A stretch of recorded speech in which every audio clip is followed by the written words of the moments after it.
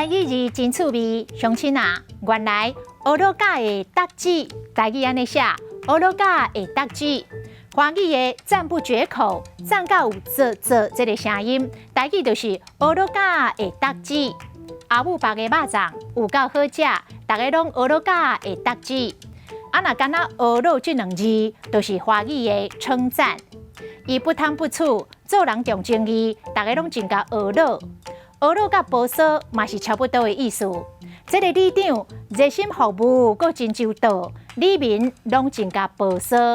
嘛会当讲单一字保，华语的称赞恭维，台语讲保。莫安尼一直甲阮保，阮会歹势啦。啊，囡仔人食保，有时阵会惊替囡仔是食保猪啊。啊，若上定听到就是即句，家己保，较袂臭臭。这是咧考试家己学到家己，往自己脸上贴金的人。